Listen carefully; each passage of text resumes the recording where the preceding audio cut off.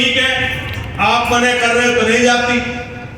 कथा तो ये बहुत लंबी है, इसमें और कई कथाएं जुड़ी हुई है, लेकिन आज पूर्ण करना है तो और कुछ बातें भी आपको बतानी है, तो इसे मैं जल्दी जल्दी पूरा कर रहा हूं। तो माँ ने कहा आप मना कर रहे हो तो नहीं जाती, चली गई, लेकिन बिल्कुल उदास हो गई। थोड़ी देर फिर आई महादेव के पास, थोड़ी देर बाद बिल्कुल एकदम उदास। भगवान समझ तो गए कि ये क्यों उदास है। एक दिन बीता, 2 दिन बीते, तीसरे दिन महादेव ने कहा कि इतनी उदास मत हो, आपको यदि जाना है तो पिता के घर चली जाओ। अपने पिता के घर चली गई।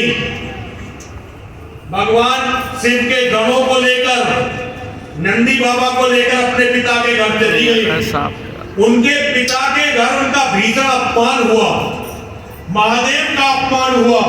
उन्होंने महादेव के अपमान को, पति के अपमान को अपना अपमान माना। उन्हें किसी ने कुछ नहीं किया, ना कोई गलत बोला उनके प्रति, लेकिन उनके पति का अपमान किया। पति के अपमान को अपना अपमान माना और अपने आप को यज्ञाग्नि में भस्मीभूत कर दिया। और जब मां भस्मीभूत हो गई तो शंकर के जो गण आए हुए थे उन्होंने आक्रमण कर दिया यज्ञ करने वालों पर, लेकिन वो भृगु ऋषि के पराक्रम के सामने टिक नहीं सके और यज्ञ की रक्षा के लिए स्वयं भगवान विष्णु खड़े हुए थे। तो भगवान के गणों को भागना पड़ा और भगवान के पास पहुंचे। भगवान को यह समाचार दिया कि आपकी धर्मपत्नी हमारी माता यज्ञ में भस्मीभूत हो गई, उन्होंने अपना शरीर यज्ञ को समर्पित कर दिया। देखिए, जिस पत्नी को छोड़ दिया था, पता नहीं कितने वर्ष तक पत्नी से बात नहीं की थी, समाधि लेकर बैठ गए थे, त्याग दिया था। और किसके लिए त्यागा? भगवान विष्णु के लिए त्यागा। भगवान विष्णु के अपमान पर त्यागा। अपमान लगा, शंका की भगवान विष्णु पर। लेकिन धर्म क्या होता है? मैं कल आपसे कह रहा था ना कि सबसे बड़ा धर्म है अपने परिवार की रक्षा करना, अपने परिवार का सम्मान रखना, और कुछ गलत हो जाए तो उसका बदला लेना। ये हिंदू धर्म है। अपनी जटा उखाड़ी, जटा को बीच से जमीन में पटका, एक तरफ से महाकाली को प्रकट किया और एक तरफ से वीरभद्र को प्रकट किया और आदेश दिया, जाओ उस दुष्ट दक्ष को दंड दो। और उस दुष्ट दक्ष को बचाने के लिए चाहे ब्रह्मा आए, चाहे इंद्र आए, चाहे विष्णु आए, किसी को भी जीवित मत छोड़ना, सबको मार देना। अब इसके अर्थ को समझिए। पंडित जी सुन रहे हो मेरी बात? इसके अर्थ को समझो। पत्नी का स्वाभिमान, पत्नी का सम्मान और पत्नी का प्रतिशोध कितना बड़ा है, जिसे भगवान मानकर पूजते रहे सारे जीवन, जिसके लिए जरा सी बात के लिए पत्नी का परित्याग कर दिया। लेकिन यदि वो पत्नी के मान सम्मान के आड़े आता है तो उसे भी जीवित मत छोड़ो, उसे भी मार दो। और शिव पुराण में ये कथा ऐसे ही है, एक भी अक्षर झूठ नहीं बोला मैंने। भगवान ने विशेष रूप से कहा, हे वीरभद्र, हे कालिका, जाओ दक्ष का वध कर दो और उसे बचाने के लिए यदि ब्रह्मा, इंद्र और विष्णु भी आते हैं तो उनको भी मार डालो। और यही हुआ।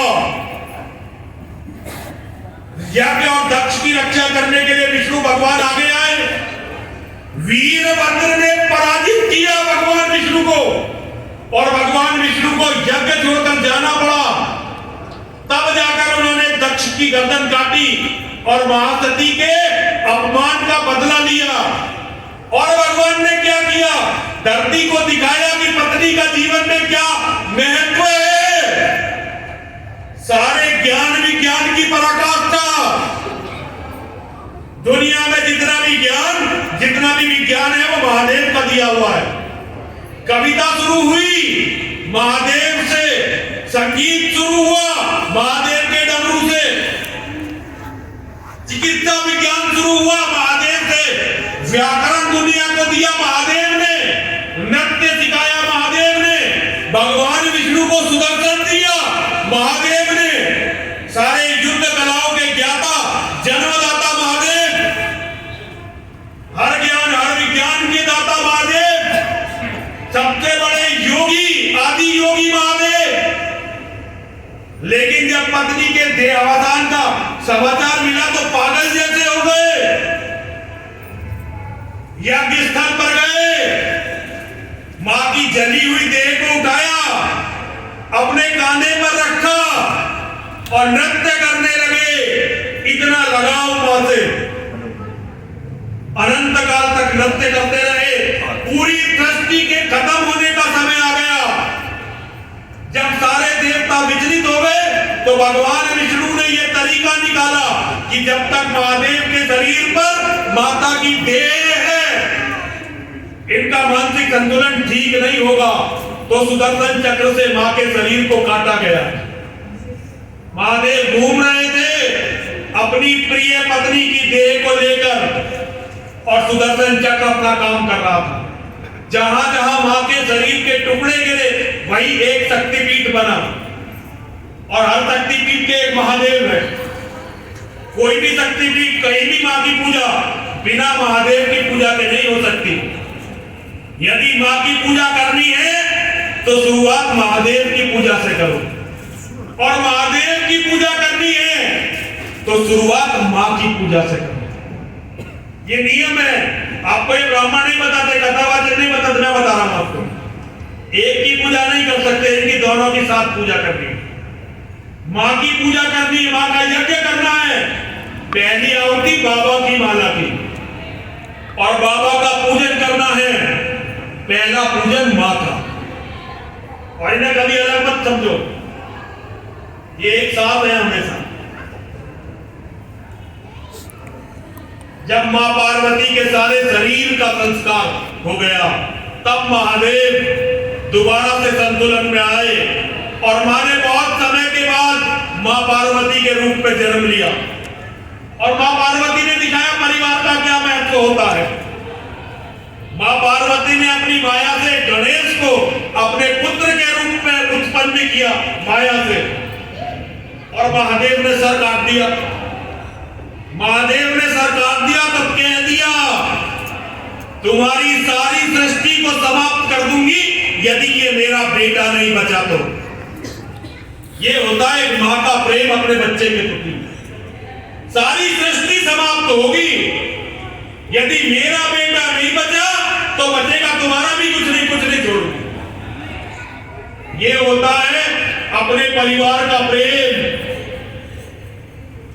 इसीलिए मैं कहता हूं दुनिया में सबसे बड़ा धर्म अपने परिवार की रक्षा करना, अपने परिवार का सही तरह से पालन पोषण करना, अपने परिवार को संरक्षण देना, और हमारे किसी व्यक्ति के प्रति, परिवारजन के प्रति यदि कोई गलत करता है तो गलत करने वाले को दंड देना, यही सनातन धर्म है।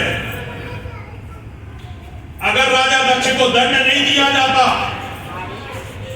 तो फिर तो कोई भी ऐसे अपराध करता रहता। यदि दुर्योधन को दंड नहीं दिया जाता तो फिर तो कोई भी अपने परिवार की महिला को बुलाकर राजभवन में नचाने लगता। यदि रावण को दंड नहीं दिया जाता तो फिर तो किसी की भी पत्नी सुरक्षित नहीं रहती। ये दंड से ही प्रकृति का संतुलन चलता है। इसीलिए मैं कहता हूं अपने परिवार का पालन, अपने परिवार का पोषण, अपने परिवार का संवर्धन, अपने परिवार का संरक्षण, और यदि परिवार वालों के साथ कोई गलत करे तो उसे उचित दंड देना, यही सनातन धर्म है। इसके अलावा कुछ और सनातन धर्म है ही नहीं। भगवान की सारी कथाएं उठा लो, ये पाखंडी है जो कहते हैं कि अरे इन बातों में क्या रखा है। जो भगवान ने किया तुम भगवान से बड़े हो क्या? भगवान ने यही तो सिखाया, जिसने अपना परिवार साथ लिया उसने पूरी दुनिया साथ ली, और जिससे परिवार नहीं सदा फिर कितनी बड़ी बड़ी बात करते रहो। फिर कुछ नहीं होगा। आइए 2 भजन करते हैं। एक भजन तो गोस्वामी जी आप सुनाइए, एक हमारी माताएं बहनें सुनाएंगी और उसके बाद फिर कथा की तरफ फिर चलेंगे दोबारा।